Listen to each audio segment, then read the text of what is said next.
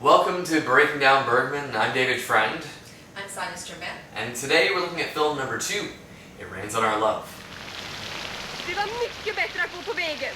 Nej, Maggie, kom nu. Vad är det för en hund? Den har följt efter oss hela tiden. Jag bryr dig inte om den. Det ser lömsk ut. Kom nu, Maggie. Nej, jag orkar inte. Jag fryser och det regnar ju som en gammal tokig. Den här gången måste du hinna med ditt tåg. Det var väldigt vad du är angelägen att bli av med mig nu. Ja, men det är ju för din egen skull. Om du hade lämnat mig i fred så skulle jag varit hemma nu, det skulle jag. Dick, Maggie! Tåget!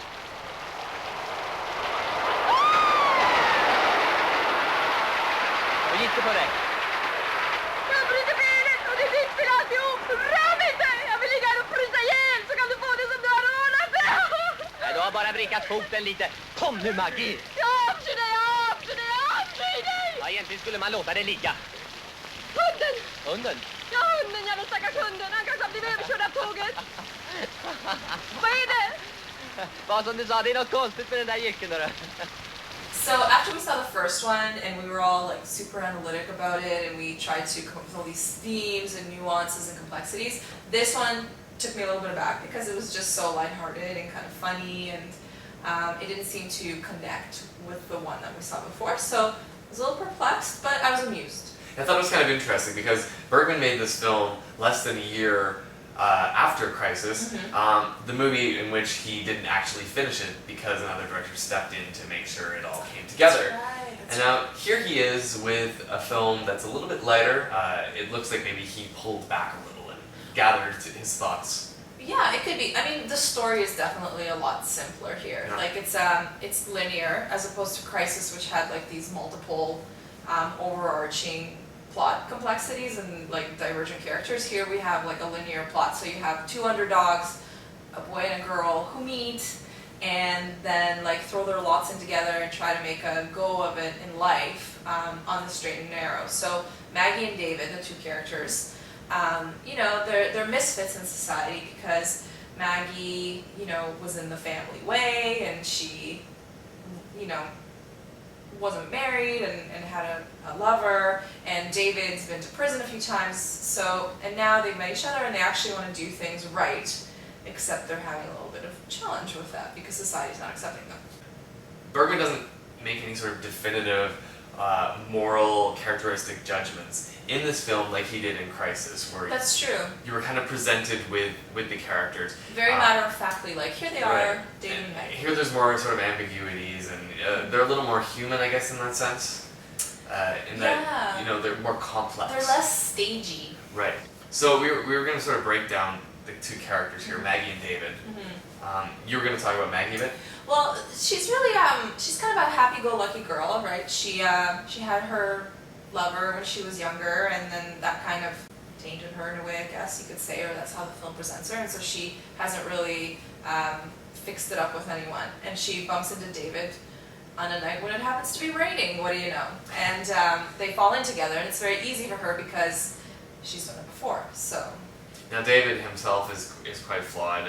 He has spent repeated time in prison. He is out now, but he has a hard time getting a job. In fact, he can't get a job. Therefore, he can't support a family. He can't get married to Maggie and sort of be the man that he should be in society. And that sort of sets up our couple. Yeah. Together, they are just as flawed as they are apart. Yeah, and they don't strengthen each other in like a societal way, right? Because Right. they're both outcasts. Yes. So throughout the film, like I mentioned before, they become these real underdogs, but they're very charming and they're very sweet and they want to redeem themselves and they want to do right. And so you end up rooting for them. Yeah. Like they draw you in as characters, they really do. And we'll get back to that a bit with Yeah. the way that Bergman presents it, but you had noted some sort of thematic elements that ran through the film. Yeah, I think he has some commentary, and I would even venture to say that it's criticism, because the main obstacle to Maggie and David being happy, and I'm not even saying prosperous or successful, you know, anything like that. Like, they just want a little slice of happiness, and they just want to live their life together. And the main barrier to that is really these social conventions and proprietary norms that are rooted in moral Christian values. And so David and Maggie, they just can't make a go of it, not because they're not able or they're bad people or anything like that, but there's all these absurdly comical, external forces, but they're almost comical because they're so absurd. Like, you can't get married because you're in the family way, but we want to get married because we're in the family way. We want to have a baby, we want to have a family, we want to do right by that family, but they're prevented from doing so. Symbolism. We were sort of discussing a couple of the things here. The main one being what's in the title, the rain. The rain. Yeah. There's a lot of rain. There's a lot of rain, and it was kind of hard to figure out exactly what he was doing with the rain. At first, it kind of seemed very heavy-handed. I guess it is, but as the film ends, I don't think this really spoils anything. But a flash storm, there's been storms throughout the film, but it overtakes the couple as they sort of head out into the world. And what it seems to be suggesting. We're not entirely sure, because on one hand you could see it as sort of washing them clean of some of the troubles. Like redemptive. Redemption. And on the other hand, you could kind of see it as sort of a ominous like a trouble ahead for the couple, because we see them leaving into the distance as a couple. We don't really know if they're going to stay that way. We don't know if it's happily ever after. And he hasn't anchored, like throughout the film, he didn't anchor, like there wasn't a lot of pathetic fallacy. So it's not like it rained every time something bad was about to happen. Yeah. Nor did it rain, like, there wasn't a direct link between the rain and the plot. So it was very hard to determine. Yeah. The other thing that we talked about was the guardian angel, aka the narrator of the production. See, I'm not a big fan of narrators in general, whether it's in literature or in cinema, because they throw me off, because I don't know, like in this film, he ended up being both the narrator externally as well as a character in the film later on. And that was interesting, and because that was bizarre it was completely against convention. Yeah. It's not necessarily clear at some points who he is or where he stands. At one point he is the conscience of David, at one point he's a lawyer, I mean, the only thing that I could connect this to, it's not why it's in the film, but just noteworthy, is that this was around the same time, and then actually I think a month and a half or so, that It's a Wonderful Life came out, one of the most famous guardian angel narrators in cinematic history. So influence? I don't think so, but I just think it's sort of a coincidence, and worth noting. Maybe it was a trope in cinema that certain directors were playing with. Perhaps, and I kind of want to see what Bergman does with narration in future films, because... Or maybe it's because this was a play and he's trying to stay true to the screen. Yeah, it could be that too. But yeah, I'm kind of curious to see if he does anything with that in the future. The last thing of symbolism that we talked about was the stray dog.